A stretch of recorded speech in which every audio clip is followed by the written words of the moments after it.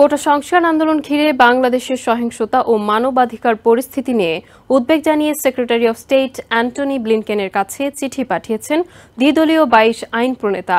চিঠির উদ্যোক্তা ম্যাসাচুসেটসের Democratic senator Edward J Markey ও ২ ডেমোক্রেটিক কংগ্রেসম্যান জিম ম্যাকগভার্ন ও বিল কিটিং। চিঠিতে বাংলাদেশের গণতন্ত্র ও অবনতিশীল মানবাধিকার পরিস্থিতিতে উদ্বেগ জানিয়ে সহিংসতার নিন্দা জানানো সহ প্রয়োজনীয় পদক্ষেপ নিতে স্টেট সেক্রেটারির প্রতি আহ্বান জানিয়েছেন আইন প্রণেতারা।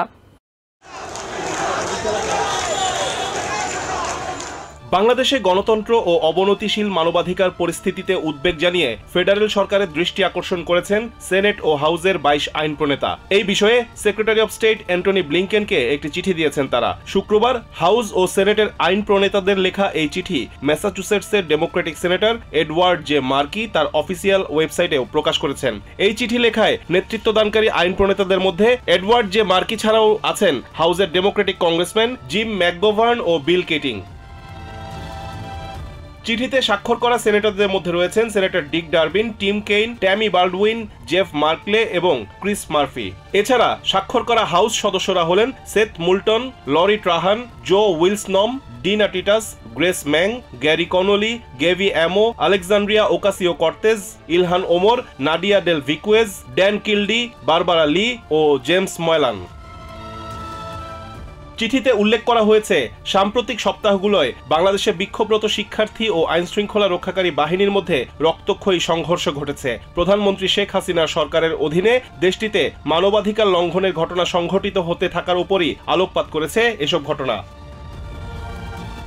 চিঠিতে আইন প্রণেতারা আরও লিখেছেন, বাংলাদেশ সরকার এমন সব পদক্ষেপ নিচ্ছে যা গণতান্ত্রিক প্রক্রিয়া ক্ষুণ্ণ করছে। এসব পদক্ষেপের মধ্যে রয়েছে জানুয়ারিতে ব্যাপকভাবে ত্রুটিপূর্ণ নির্বাচনের আয়োজন করা এবং শ্রমবিধির উন্নয়ন ঘটাতে ব্যর্থ হওয়া। এছাড়াও রয়েছে অতি সম্প্রতি গুলি ও কাঁদানে গ্যাসের শেল ছুড়ে সহিংস পন্থায় বিক্ষোভ দমন ও ইন্টারনেট পরিষেবা প্রায় পুরোপুরি বন্ধ করার ঘটনা। চিঠিতে দাবি করা হয়েছে, বাংলাদেশের সরকারি চাকরিতে কোটা নিয়ে ছাত্র বিক্ষোভের প্রেক্ষাপটে সাম্প্রতিক বছরগুলোর মধ্যে সবচেয়ে জোরালো সহিংসতা হয়েছে। ঢাকা ও দেশের বিভিন্ন শহরে পুলিশ, বিক্ষোভকারী, বিরোধী কর্মী ও সরকারপন্থী সমর্থকদের মধ্যে সংঘাত হয়েছে। এতে ১৭০ জন নিহত ও কয়েক হাজার আহত হয়েছে।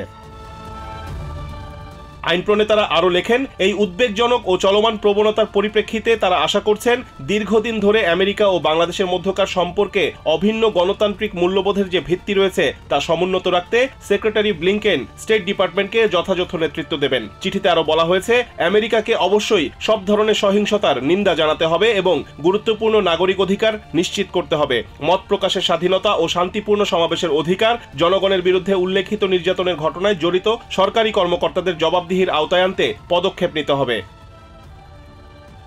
এছাড়াও চিঠিতে বলা হয়েছে, বাংলাদেশে গণতন্ত্রের আরও অবনতি ঠেকাতে অবশ্যই আন্তর্জাতিক সম্প্রদায়ের সঙ্গে আমেরিকাকে কাজ করতে হবে, যাতে দেশটিতে একটি প্রতিনিধিত্বমূলক গণতান্ত্রিক সরকার প্রতিষ্ঠায় মানুষের অধিকারকে সমর্থন দেয়া যায়। চিঠিতে বিরোধী দলের হাজার হাজার নেতাকর্মীকে গ্রেপ্তারের বিষয়টি উল্লেখ করে সেনেটর ও কংগ্রেসম্যানরা বলেছেন, আটক হওয়া অসংখ্য নেতাকর্মীর মধ্যে কেউ কেউ মুক্ত হলেও এখনো অনেকেই কারাগারে রয়েছেন।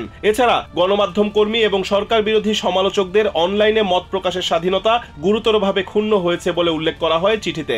বর্তমানে বাংলাদেশে হয়রানি, নজরদারি বা শারীরিক আক্রমণ চালানোর পাশাপাশি কঠোর ডিজিটাল সেন্সরশিপ অব্যাহত রয়েছে বলেও বলা হয় ওই চিঠিতে। রিজওয়ান কাদের, TVN 24 news desk. New York থেকে সম্প্রচারিত TVN 24 টেলিভিশন বিশ্বজুড়ে বাঙালির কণ্ঠস্বর।